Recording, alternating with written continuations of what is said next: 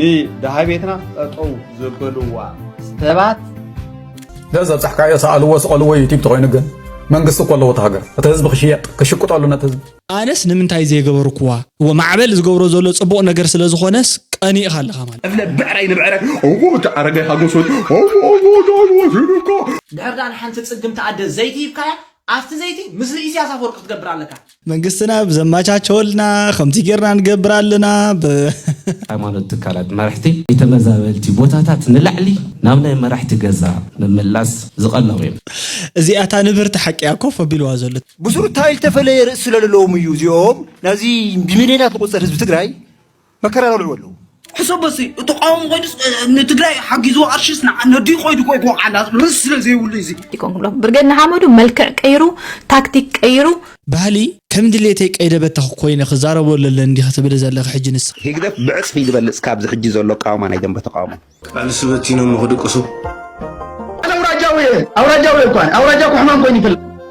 عم زلهم بلعت سبات كبرهم محل توتريو سلام تعنا هبلي كما ياللهم كما يتقنيو كبراتن فتواتن تختاتلتي شدن رياكت سوان جاير مسجن دحنا جهم انهون لمون كم تلمود بحدش فيديو بيلنا انا تراخيبنا زلنا مالتيوم كسب موداتا مدب مساي صنيحكم اب موداتا دما سامكن هوس فيديو كنسره تاب غورو رفلو بلو شرفلو لكم نتخدو سبات بملخم ازياز يزمسجن كبرتي هبلي يقني لكم يدلي نامنا لهم عند فيديو قدم مسغارنا هانص تزخونو ريتوتات نصحفكم لي بملخم زنببل ساعات بصحي ስለዘለና አሁን ከይዲና ነግሻ ተስፋይ ሽደን ማለት ክሰምዑ ደስ ዝብለና ሐቀኛ ንፍትሐውን ሰቢኻ ቀጽሎ ንበረልና አብታን ምነ ዓድና አስመራን መቀለን ድብልልቅ ኢልና አብድላይና ውዒልና ክንሓድር ንኽእለሉ ግዜ ክንራኸብ የዝምነ ምዞም ሕዋትና ተጋሩ ምንባር ክትዕም እዚ ህዝብና ከማኻ ዝበለ ጥዑም እንተረኺበኻ ኣነ ማለት እዩ ከም ዝበልካዮ መቀለ ከዛውረካ እንዳገርግሽ እንዳስዋ ኩላ ዘላ ማለት እዩ ንስኻ አስመራ ዘሎ ነገር ወሲድካ ተሪኤኒ ክብሩን ፍቱን ሓው ብጣዕሚ የዘመስግን ይቀነለይ ልባም يخبر لك ولك ازدل مالتي كابزين العلي هناصر ايتو سلازي يرخبكم مالتي فيفا وفوي تامرات ولدي بلو ريفولوشن لايك فيفا الى الكالخو تامرات ولدي شدن إلنا الله مالتي يو ويلكام كبرون فتون حاو كما يالخام سلام شدن رئسي قصلو نحزب ارترا حزب تግራይን ዘፋቅር ቃላት ከአ ተጠቀም ክሳብ ሕጂ ጽቡቅ ኣለኻ ይቀነለይ ክብሩን ፍቱን ሓው ብጣዕሚ ዘመስግነካ ይቀነለይ ቴንክ ዩ ዕድመን ጥዕናን ይሃብካ ፈጣሪ ኤርሚ ኤርኤም 3806 ይቀነለይ ብጣዕሚ ይኽብረለይ ክብረት ይሃበለይ ኩለኩም ይዝደል ማለት እዩ ሽደነይ ሰላም ወድኖ ማራይ ፈቶካን ይኽብረካን God bless you and your family keep it up the good job አስቴር ሳሙኤል ክብርትን ፍቱትን ሓፍተይ ይቀነለይ ጆዲት አታነ ብጣዕሚ ወድ እግዚአብሔር ኢኻ ወይ ክብርትን ፍቱትን ሓፍቲ ይቀነለይ ዮዲተይ ማለት እዩ ናይሎም ማዓንቲ ቪድዮ ብጣዕሚ ሃነጽትን ደስ በሃልን ሪኢቶታት የመጽየም ዘለው ይኽብረለይ ከም ባል ሓሊፍ खाली ዝብሎ ነገር የለም ማለት እዩ نامنا إلو معانت فيديوون بتماساسالي كنسجر انتلنا بقداي معبلنا هنجمر معبل انتاي بلا كابزي جمر بيلنا تبقيسنا حدا ريتو نهبور لهم قدايات اللو نقتصل بتعامي زباساج او قداي تايو بزح جزي يزلفع كل دهاي بيتنا زتباله بروجرام تطويلو نسلا زولو يزبر زولو مالتيو من تطو كم زبولو ايتفلطن بزخونه جن اب ኤርትራዝ መሐላለፍ ሓደ ናይ ማዕበል ናይ ያለና ዋልታ ሀገር ማለትዩ ፕሮግራም ቀሊል ነገር እዩ ኮ ተዛሪበን ሓንተዶ ነይረን ጓለይ بسدت وصياتني اب تግራይ አትርከብ اب تግራይ ካብ ዘለኒ ሰሪሕን اب መንገዲ እንዳሰርሐሲ እተናዶ ይጥውራ ማለት ነታጓለን ማለት ዘመን ግርምቢጥ እዩ እታጓለን ነተናዶ ክጥውረ እንዳተገበእን ሃለው ማለት እዩ ሕጂ ማዕበል ኣብዚ ጉዳይ እዚ ብዙሕ አይት ሓሳሰቦን ይመስለኒ ተዘት ሓሳሰቦን ማዕበል ታዩ እቲ ደሃይ ቤትና ዝበሃል ሚዲያ ምዕጻው እዩ ተን አዶ ዘመሐላለፉ ፕሮግራም ማዕበሉን መምሐላፉ በተናቱ ፕሮግራም አቢሉ መምሐላፉ በጣም የድንቀያ አነ በወገኔ ማለት እዩ ግን ከምዚ ጌርኩም ንምንታይ ከምዚ ለንተን አዶ ስለተዛረባት ዓጽያ ንምንታይ ታንዑተ መሐላለፍ ንብረት ኣብቲ ፕሮግራም አደይ ማዓረይ ታጓል ማለት ከምዚ ዓይነት ነገር ብዙሓት ሰባት ክሰምዑ ይደልዩ ከምዚ ተጸጊሙን ትግራይ ከይዱ ኣብ ትግራይ ካዩ ይሕግዘለኹ ኣብ ትግራይ ኮይኑስ ትሕግዘለኹ መልሲ መሊስካ እንደገና እዚ ማለት ብጣዕሚ ከቢድ ነገር እዩና ሓደ ግዜ ከምዚ ዓይነት ንዘጋጥም ጉዳያት ብደንቢ ነቶም ከምዚ ዝበሉ ሓደ ክፍተታት ዝፈጥሩ ሰባት ብትብዓትን ብንቕሓትን እንድሕር ዳኣ ተዘይተኸታቲልናዮም እቲ ሰብ ዋላ ቦታ ቀይሩውንስ ኣይሸግሮ እዮም ክብሉና ማለት እዩ ሶ ብጣዕሚ እዩ ዝሕዝንን ዘስሕቕን ዘገርምን ማለት እዩ ተጠቕላላ ኩነታት ሓደ ትናይ ማዕበል ነገር ተዓፂነት ሚድያ ምባሉ ስለዝለፈዓሉ ስለዝደኸመሉ ይርድእ ማለት እዩ ግን ትምዕፀዊ ኩነታት ነተን ሰበይት እውን ከምዚ ኢለን ተዛሪበን ከምዚስ ንምንታይ ዕፅኹምኒ ከምዚ ኢልኩም ዘዕፅኹምንስ ንምንታይ እውን ክብል እንዳተገበኦ እንዳሃለዎ ዘይምዝራዊ በቃ ሸለል ኢልዎ ምሕላፉ እዩ ቀጽል ኮነ ተባሂሉ እዩ ህዝቢ ኤርትራ ከይሕገዝ ህዝቢ ኤርትራ ባነ ከይረክብ ኮነ ተባሂሉ በቲ ናይ ውሽጢ መንግስቲ ዝተገብረ ሸርሕሎም ኣለኩም ኣለና ዞም ኩሎም ኤርትራውያን ኣብ ደገ ዘውፍሩ ዘለው ኣብ ደገ ንብረቶምን ገለመለም ብሙሉ ኣውፊሮም ዝሰርሑ ዘለው ኤርትራስ ሓንቲ እንዳፈሩ ነጊሮም ንህዝቦም ባኒ ምቕላብ ዝጸሉ ይመስለኩም ኣይኮነን ኣይጸሉን እዮም ሶንታይ ዳሉ ትጸገም ንስኻ ብውልቅኻ ድሕርዳን ሓንቲ ጽግም ተኣደ ዘይቲ ይብካያ ኣፍቲ ዘይቲ ምስሊ ኢሳያስ አፈወርቂ ክትገብር ኣለካ ተወድያ ቶም ደቂ ሸኾም እዮም ዝገብሩ ዝኾነ ክትገብር ከለኻ ብኤርትራ ወመንግስትና ብዝፈጠረልና ዕድላት ክትሕውሰላ ኣለካ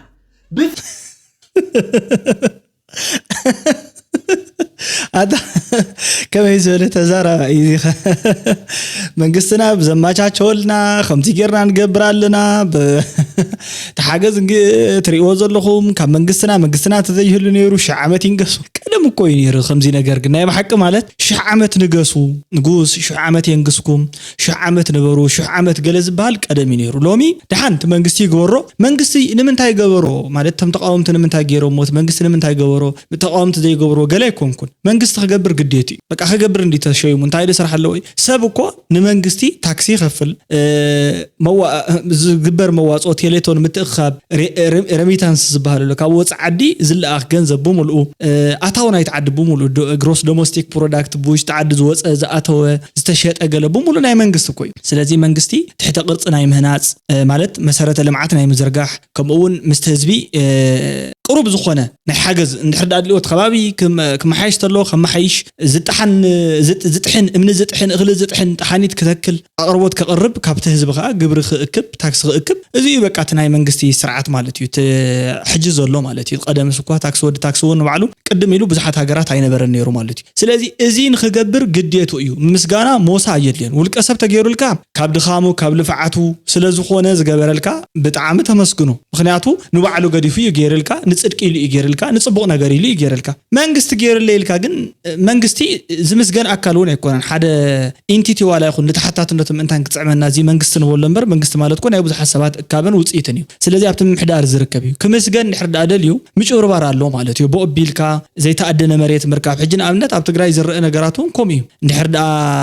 زخون الإشت اللي حدا نجاري قبل زخون سب مفتخباب مالتيو أنت عيلا ما يقول يقعد نحراي بتا زخوعتها ما يبيلو عسرت شحكاري ويميت شحكاري نعو يوهاو مالتي نتخالي سبكه مبزحته ود قبل يكون كاندو متوقع اين برك كانت مهاراي اندي خالص خاغلنا تباهله بهم يداناغو مالتي زي اتوم مسرحاتيو تفكر الله خميرون بالله حزب اندحر مساقه كونتاكت تقبر جميركا مس حزبي اب نفس وقف مزموركا او ابونا إساياس شمكات قدس شموس علو زي زيت زمصلكم كتبلالكا فقدو صقومات انداراخا توكاب اندحبكا مروني زمسل زعينتو شماي حفحف ابلي اندابلكا انا دا راديوكم بر حزبس راسحكم انا دا راديوكم بر منغس راسحكم زعينتو سرح خسرح مفتان حزبي خطفاتو حيلكا مفتاني سلازي ولا بوليتيكال وين صعب ينخبيدي حدا سبقن عنا تغينو نرأي لا يسرحني وكلنا بيرتراح تقبر تغليها اتوكلنا حاجه يبصحلك لازم صحكا يسالوا وسالوا يتيب تغينو منقص كله وتهجر تهزب خشيات كشكوت على نتهزب حجنا أي معابل محجاز نسب حق يزو حدا سبس كم يجر كاتسول حجنا أبنت أتي محاورة سبنا جن زخونا نجار له تحنت نجار كات أمثلكم نزح حجاز سبس هيفوتوا بتغلى الله بك الشيء معابل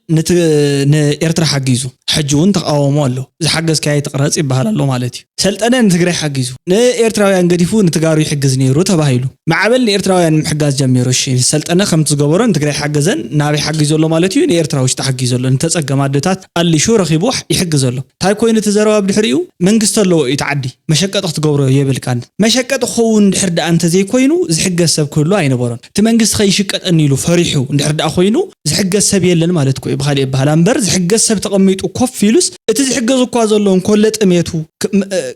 ቁሪ ጥሜት ማዓልታው ያብ ፀሐይ ኮፍ ይሉ እናዋዓለ ተዝሕገዝ ዘሎ ሰብ ሸጊሩን ዘይበለስ እቶም ካልኦት ሰባት ንምንታይ ማዕበል ክሕግዞን ተሎ ብቪዲዮ ቀሪጹ ወይልኩም ተዛረቡ ሰባት እኮ ሕጂ ሕማም ስለ ዘለኩም እንታይ ማለት ይበኻሊ በኋላ አነስ ንምንታይ ዘይገበርኩዋ ወማዕበል ዝገብሮ ዘሎ ጽቡቕ ነገር ስለ ዝኾነስ ቀኒ ኢኻለኻ ማለት ትቕመቕና ድማ እንታይ እዩ ርኹስ ቀኒ ማለት ቅዱስ ቀኒ ተዝኾነ ነይሩ ከምቲ ማዕበል ዝገብሮ ምገበርኩ ጽቡቕ ምኾነለይ መበልካ ማለት ተዘይ ኮይኑ ግን እንታይ ትገብረለኻ ማለት እዩ ርኹስ ቀኒ ዝብሃል ነገር ኣሎ ርኹስ ቀኒ ማለት ሰይጣናዊ ቀኒ ንምንታይ ድዩ ከምዚ አይገብር ማዕበል ሽሙ ንምንታይ ይጽዋዕ ታይ ገይሩ ዘይጽዋዕ እንድሕር ሓጊዙ እንታይ እዚ ማይ ግርምቢ ዘመንያ ግርምቢ ጥስማይን ዓቀብ ኮይኑ አኳ ግርማይ ሓደ ቆላ እዚ ወዲ 30 ዓመት ዘይመልስ ከምዚ ጫውጫው ከብለኩም እፍለ ብዕራይ ንብዕራይ ተዓረገይ ሓጎሶት እዚ ክነግረካ ኣብ ገድሊ ከሉ ዝብእ ድበልዕ ዝነበረ ኮይ ዛረገይ ሓጎስ ይባል ባዕድ እዚኦም ደይኮኑ መራሕቲ ሃይማኖት በመጀመሪያ ደረጃ ትቆሱ ይግባእ ምክንያቱም እስኹም ትመርሕዎ ምእመናን ኣበይ ዘሎ ትፈልጥዎ ዶ መራሕቲ ፖለቲካ ጥራሕ እኮ አይኮነም መራሕቲ ምእመናን እኮ መራሕቲ ሃይማኖት እኮ ምእመናንኩም ኣበይ ተደብሪኹም ዘሎ እንታይ ይኸውን ኣሎ መዓልታዊ እንታይ ይበጽሕሎ ክትፈልጡ ግድን በዘይካት በዘይ ምእመናን እኮ ምንም ይኹም ምንም ስለዚህ ምእመናን ይዘቅድም ናይ ምእመናን ህሉ ኩነታት ናይ ግድን ሰንስ ክትገብሮ ይግባእ እዚ ብምንታይ ኢለ መብዛሕትኦም ናይ ሃይማኖት ትካላት መራሕቲ ካብ ናይ ተፈናቀልቲ ወይ ከዓ ናይ ተመዛበልቲ ቦታታት ንላዕሊ ናብ ናይ መራሕቲ ገዛ ንምምላስ ዝቐለሙ እዮም እዚኣታ ንብርቲ ሓቂያ ኮፍ ኣቢልዋ ዘሎ ተፈናቀልቲ ኣለው ኣዋርሕ ገይሮም ኣለው ኣዋርሕ ጥራሕ ኣይኮነን ብዙሕ ዘመናት ገይሮም ኣለው እቶም መራሕቲ ሃይማኖት ምስተጸገመ ዝሓተተ ዝጠየቀ ካብቶም ንኡሳት ሓደ ዘብልዕ ዘስተየ ንዓይ ዳርጋ ዘብልዓኒ ዝብል ቃል ገዲፎም ናይ መራሒ ቦታ ግን ከይዶ ማለት እዩ ንስኻትኩም ተትዕረቁ ንስኹም ጽቡቕ ትምዕራቕ ናይ መራሒ ሃይማኖት ስራሕ ምዕራቕ ምስ ካልኦት ንዝተባእሰ ምትዕራቕ ማለት እዩ ዝጠመየ ካብቶም ዘለዎም ወሲዱ ኣባት ነብሰ ኣለዎም እንዲ ኩሉ መራሒ ሃይማኖት እኮ ኣባት ነብስ ዝሓዞ ብዙሕ ሰብ ኣለው ንኣብነት 10 ኦም ሰብ ሃብቲ እንድሕር ኮይኖም ቶም ዝሓዞም ቶም 10 ከዓ ዓቅሚ ዘይብሎም ተኮይኖም ኣብኡ ነኡ ክከኣሉ ኣብ ገዛኻ ጥሙይ እንተለው ፂኻ ይትመጽውት እዩ ናብ ካሊእ ነገር ዘይኮነስ ካብኡ ናብኡ እንተከኣኢሉን ኮ ጽቡቕ እዩ ግን ከምኡ ኣይኮነን ዝግበር ዘሎ ሕጂ መራሒ ሃይማኖት ንባዕሉ ኣባት ነብስ ክሕዘካ ተሎ ሎም እኮ መሪጹ እኮ ይሕዘካ ገዛኻ ንባዕሉ እኮ ሓደ ቅዱስ ሰብ ተዘይኮይኑ መብዛሕትኡ እኮ በቃ ትገዛኻ እንድሕር ዳ ጉድልድል ዝበለ ተኮይኑ ወንበር ወዲ ወንበር ዘይብሉ ደርሆ ተዘይሕረዶ ኮይኑ ንእሽት ለይሲ ዋ ዝብላዕ ዝተገለ ዘይብሉ ተኮይኑስ ዋላ ተቀብርን ወዓሉ እኮ ተቀብርን ወዓሉ ኣብቲ ናይቲ ሃብታምን ገለገለን ዘሎን ለዓለም ትዕጣን ክበዝሕ ትገለ ከነግረካ አይከልን ወይ ተባሂሉ ተመስይሉ ሓዲሩ እኮ ወለድና ሓያላት እዮም ድኻ ዝተዛረቦ ጨርቅ እዩ ሃብታም ዝተዛረቦ ወርቂ እዩ ሃብታም ተተዛሪቦ ዝኾነ ነገር ሓቅ እዩ ከም ወርቂ ዝቁጸር ድኻ ተዛሪቦ ታይወጋሉ ድኻ ድኻን ጨርቅ በቃ ጨርቂ ዋላ ሓቂ ይኹን ዋላ ንምንታይ ናይ ጠቢብ ሰሎሞን ታይ ዝባል ጥበብ ተዋሂቦ ዘይኹን ሎሚ ብፍላይ ሎሚ ገንዘብ ዘይብልካ ተኮይንካ ሰበይ ሰምዕካ መብዛሕትኡ ማለት እዩ ሶ መራሕቲ ሃይማኖት ክትገብርዎ ዝግባእ ኣሎ ነገር ዝብለኩም ዘሎ ተሓውና ትክክል እዩ ጽብቕቲ ገምጋም ወሲድካ ኣለኻ መንእሰይ ይቀጽል ሓደ ኮንኩም ሲ ምሩሕና ይኮን ተባሂሎም ዘምሰዋት እዚኦም ጉዙና እዮም ክልብሃ ኣለዉ መራሕቲ ማ ይኮን ላይ መራሕቲ ይኮን መራሒ ማለት ካብ ሓደ ለሓመቀ ስቴፕ ላብ ለሓሸን ስቴፕ ልወስደካ እዩ መራሒ ልበሃል ተረጋጋሚ መራሕቲ ነተባለ ተነጊሩሎ ታይ ማለት መራሒ ዲፋይን ጎርና እስኪ ላይ ገዛት እዮም መራሕቲ ይኮን ካበይ ላበይ ስለልወሰድና መራሕቲ ልብል ስም ከይልዋው ንሎ ሰ ግዛ አንዲ ካበይ ገዚኡ ተይልኮ ሓደ ውድብ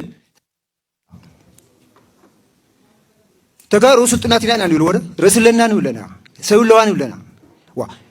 ድደኸመ ውድብ ይኹን ደኸመ መንግስቲ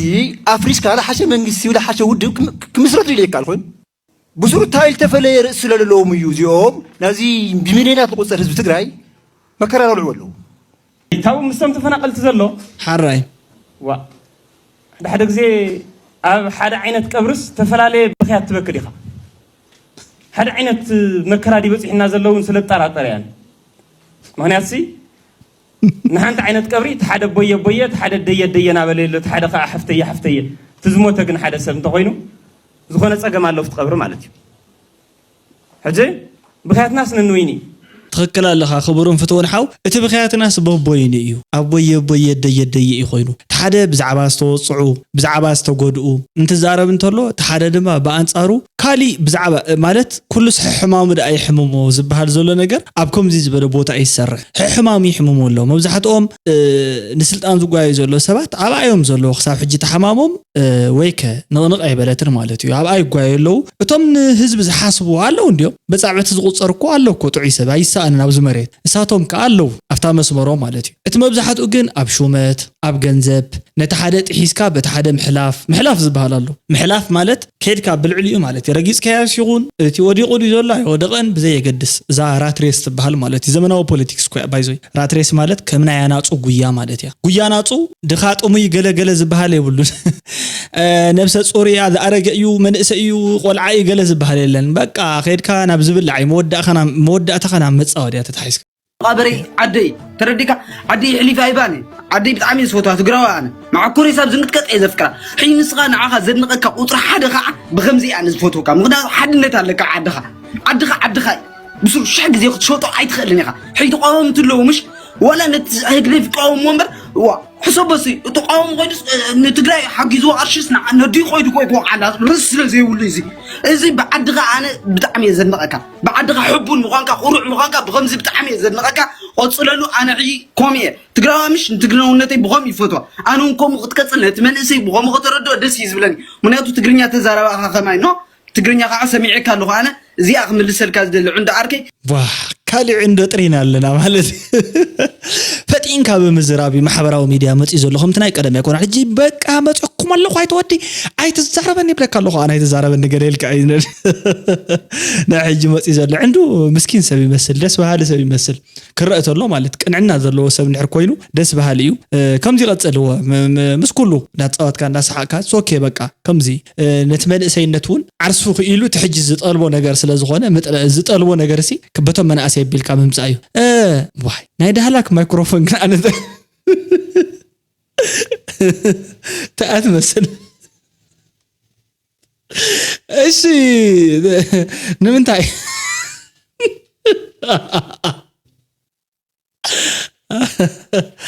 እሺ حمدو زتبتنا زمسلك بقينا حمدو تاكتيك يغيروا تقاومتي تاكتيك ايروم نفيعهم الله حجي ام تصرح دلو تقاومتي قدم يصرحني قدم حلاتهم يرم حجي كن توداديبهم وشت ازغورو زلو متقعتك نغركم ايكلني تارجت كونم دلو خاتما بلا على زلو سبات نعوم يم تارجت كرمهم زلو نتوم نهاغرم وس زي يبلو نهاغرم حليفهم زيبو بين غيرهم كيتقعنا مسلكم بخمانا هاغراويان غيرم يتقعنا لك خما هاغراوي بحالي هاغراويان كبل كلغو تم تقاومتم من كودك هاغريم تم تقامرتي عند زرب زلو تقامتي كونكم برغنا حمدو ملكع قيرو تاكتيك قيرو لومي مسخا خوينو بزعبا بحال زحلو خوينو بزعبا حبرتسب زحل مسيلو ني اشتي نغير ترقيبلكا نعم مسؤ تدريبو يمصكا مالتي نو حجي صبغو يتناي برغنا حمدو تاكتيك ايروم ديوم تاكتيك ايروم فليط ايمي قال مبالكس اوكي ناي زينات كي زملكت بحالي نبحال زحل مسيلو نعد زحل مسيلو نهيمانو زحل مسيلو يزمصن زلو يلكي مالت بحالي كم دليتي قيدبت خوينه خزاربو لندي ختبل زلخ حجي نسخنا ابنت كتمهرت لغي نسخون تمهرلو كمهرو نتمحابرسبسي ازي سلا زي يفلط يلكي حيس كتمزلخي برغنا حمدو ديخي دغافيت ديخي تقاوميت ديخ زبلك يلن تتمهرو يزلخ ነገር كتمهر انت لخ ግን ባህሊ ንኣብነት እምነት ዋዶ ገለ እንድሕር ዳኢልኬንሲ ኣብ ዓድናስ ከምዚ ቁም ነገር ማለት ሲሪየስሊ ዘውግዕ ዘለኹ ቁም ነገር ኣይቁፅርን ይዚ ዋላ ንስኸ ተትቆፅርዮ ሓደ ነገር እኮ ኢምፕሊኬሽን ኣሎ ኣፕሊኬሽን ኣሎ ዝሕድሮ ጽዕንቶ ኣለዎ ተጠቀመሉ ባይታውን ኣሎ ዶሜን ኦፍ ስተዲዝ ባህሉን ኮሎ ዝኾነ ፕሮዳክት ተሰሪሑ ንኣብነት ተስሕጅስ ንኤርትራውያን ተጋሩን ምስቲ ዘሎ ኣብ ህልው ኩነታት ዘሎ ምስትሕጂ ዘሎ ወቅታዊ ባህሎም ትሕጂ ዘሎ ባህሎም ዘይከይን ነገር ሰሪሑ ዝኾነ ከም ምህርቲ ኣብ ውድድር ቀሪቡ እዚ ሒዘ ቀሪበ ኣለኹ ክጥቀምሉ ኢሉ እንተዘምጽ ንሕና ሕጂ ንጥቀመሉ ዶ ንሸጠሉ ንገዛሉ ዶ ንስኸ ይሸይጥ ዶ እዚ ከምዚ ይገብር ማለት ንሱን ይፈልጥ ከምዚ ይግበር ይፈልጥ ምሽ ስለዚ ኣነ ዝብለክ ዘለኹም ከም እዩ እቲ ባህል እውን እኮ ንኣብነት ኢንተሌክቹዋል ይኹን በር ተዘረባ ወይ ድማ በኣፍ ክዘውፃኸዮ ወርድስ ይኹን በር ኣፋዊ ያታታት ዝበሃል ንኣብነት በትሕጂ ዘሎ መልክዑሲ ብስዲ ዝኾነ መልክዑ ንግለጾም ነቲ ማሕበረሰብና ዝነበረ ዘይገልጹ ንግበሮም ተዝብልስ ሓደ ሰብ ተዘምህር ተዝቃወም ኣነ እውን እኮ ተመሳሳሊ እኮ ናይ ግድን ሳሙና ክሸይጥ እንተሎ ዝተባላሸ ሳሙና ናብቲ ሕብረተሰብ ሒዙ ስለዝመፀ ወይ ኤክስፓየርድ ዝኾነ ምህርቲ ሒዙ ስለዝቀረበ ኤክስፓየርድ ዝኾነ ምህርቲ ሒዙ እንትመጽ እንተሎ ጥቡቅ ክትትል ክግበረሉ ኣለዎ ኣይኮንና ንብል ናይ ግድን ሽዑ ከምኡ ዘይክንብል ንኽእልና ማለት እዩ ምክንያቱ ሕጂውን ኤክስፓየርድ ዝኾነ ባህሊ ሃይማኖት ዝመስል ነገር ሕውስ እንዳበለ ንዘምጽእ ሰብ እንተተቃወምካዮ ትክክል እዩ ዳህላክ ኣይተሳሓት ኣብዚ ጉዳይ እዚ ፈሊኹ ወቕዒ ዝቃወሙ ሰባት ኣለዉ ብተፈጥሮኦም ጽቡቕ ነገር ክሰሪሕካ ደስ ዘይብሎም ደንበ ፍትሒ ንሰብ ካብ ደንበ ፍትሒ ውፅኦም ናብ ህግደፍ ወይ ከዓ ሳይለንት ማጆሪቲ ዝቀየርዎ ይበዝሕ ካብ ማዕበል በቃ ሓንቲ ቻነል ኣላ ኣብ ደንበ ፍትሒ ንሳ በቃ ሪ ቁፅር ኣቢልካሲ እፅዋዓልኩም ክእሌቶም ኣስማት ካብ ዘርእሰናይ ጀሚርካ ተኾንካን ሞኒካ ኮመንት ጌርካላ የሎም ሆ ምስ በልዎ ኸይዱ ነቲ ሓደ ምፂ በብሓደ ተቆፂርክዮም ብተፈታዊ ሰልጠነ ግርማይ ናብ ህግደፍ ወይ ሳይለንት ማጆሪቲ ዝተቀየሩ ይበዝሑ ካብ ማዕበል ናብ ዝተሳጎኩ ዝብለካ ዘለኹ ህግደፍ ብዕፅፊ ዝበልፅ ካብ ዝሕጂ ዘሎ ቃውማ ናይ ደንበ ተቃውሞ ብዕፅፊ ዝብለካ ዘለኹ ህግደፍ ብዕፅፊ ዝበልፅ ካብ ዝሕጂ ዘሎ ቃውማ ናይ ደንበ ተቃውሞ ብዕፅፍታት ይበልፅ ሕጂ ኸ ናይ ትማሊ ኣሕዋተይ ተሃስዮም ዶ ሕጂ ኸ ኣነ ክሃስዮም ናይ ጠበቃዶ ናይ ካልእ ነገራት ገለ ገለ ኢሎም ሰዓበጎቶ ተኽብሉ ገለ ልቢ ዕቤት ስቕ ኢለ ዘለኹ እምበር እሙኑኒ ዋዜማን ወርሃም ደጀን ኣምላኽ መስገን ወፂሎ መርዓውን ዋዜማ ግን ወፂኦም ጥራሕ የርእየኒ ዝኣምላኽ ቃልሲ በቲኖም ክድቅሱ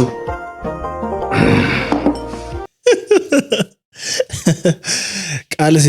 በቲኖም ክድቅሱ ዋይ ኣነ ክተኣነ ኢልካ ሰኺርካ ካብኡና ማሕበራዊ ሚድያ መፂኻ ካብ ልብኻ ትጉሂ ካብ ልብኻ ጉሂኻ ኔኻ ሓጂ ንስኻ ማለት ድንታ ኣታታ ኢና ንገብራ ኣታና ኢና ንኸዱ ንስኻ እንድሕር ሃልይኹም ኮይንኩም ምቁዋምኩም ከም ዘለዎ ይኹን ረብሓ ዘይብሎም መንእሰያት ይፈሪ ኣለዉ ጥራይ ደንጎላን ካራን ዘልዕሉ ስለምንታይ ነዞም ሰብ እዚኦም ዩኒቨርሲቲ ክመሃሩ ካልእ ትረፍ ሚሊታሪ ሳይንስ ከጽንዑ ዋላ ولا خالي تلف ولا شقوط كم يقدر كاي تكوستت مرو من كوصبول أب حدا كمان قارد خوينا من تقصرو لما قلنا في تيك توك كرع عزم سعسعو أبترجع خلو خلها بعش شوري أم صالح مالي داريو تماما يبال إذا دامو زموت سلو أكايدون حماقني سلازي انتهى له ما هروم نسوت راح يكونن أوكي نبتزلهم مع ده تقاومي قالكم كم زي قبركم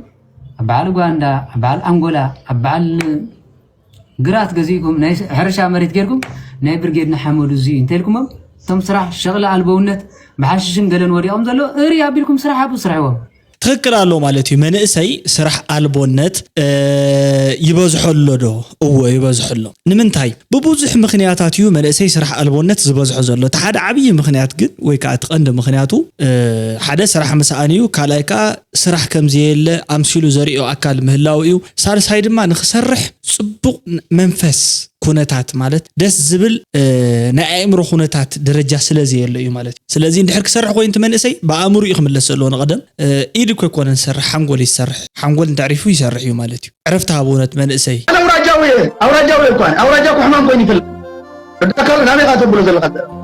ኣነ ኣውራጃ ኮነ ጉዛይ ኩዓ ኣውራጃ ኮነ ጉዛይ ፖለቲካ ኮይኑ ይፈልጥ ፖለቲካ ውድብ ኮይኑ ይፈልጥ ኣውራጃ ኮነ ጉዛይ ሕጊ ምሕደራይ ረዲካ ምሕደራይ ሕጊ ሰባት ማዕረፈ ዳንዮም ዝነበሩ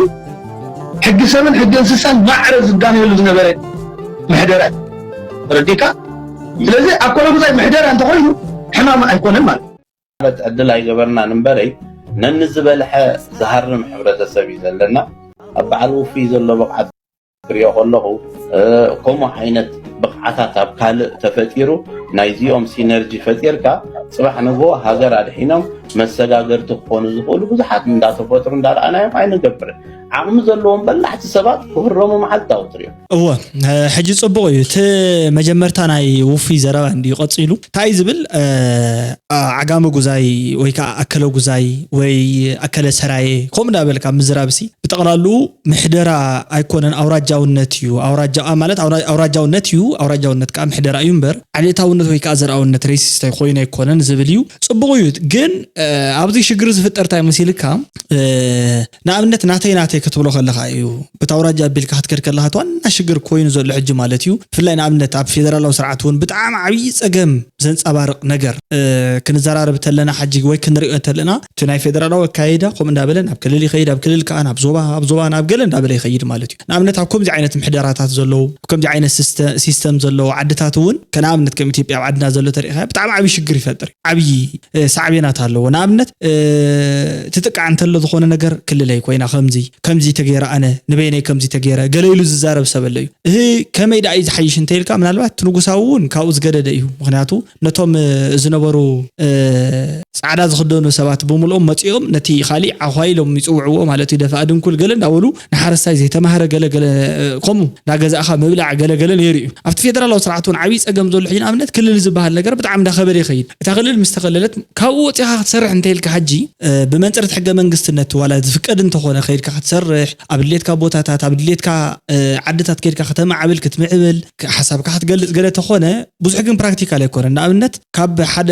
ብክልል ንኣብነት ትትግበር ነይራ ንኣብነት ኤርትራ ከምቲ ትግራይ ዘላቶ ትኾን ሕጂ ኣካልና ኢትዮጵያ ሲ ከይድካ ንኣብነት ወዲ ሓደ ዞባ ዓዲ ቀይሕ ዝበሃል ንኣብነት ንበይኑ ውሰዶ እሞ ወይ ከዓ ምስ ዞባ ደቡብ ዝበሃል ዘሎ ማለት እዩ ንበይኑ ጌርካ ወሲድካ እዚኦም ክልላተ ዝኾኑ ነይሮም ካብቲ ሓደ ቦታ ናብቲ ሓደ ቦታ ይኸይድ ሓደ ሰብ ይነብር እዩ ምንባር ይኽእል እዩ በቲ ክሳብ ሕጂ ዘሎ ማለት እዩ በቲ ንሪኦ ዘለና ክነብር ይኽእል እዩ ግን ኣብኡ እንትነብር ተሎ ከም ድሌቱ ሰሪሕ እንዳነበረ እንዳሃለወ እቶም ኣብቲ ከባቢ ዝተወለዱ ሰባት እቲ ክልል ናትና ኢሎም እዮም ዝሓስቡ ብሓሳቦም ደረጃ ማለት እዩ እቶም ደቅቲ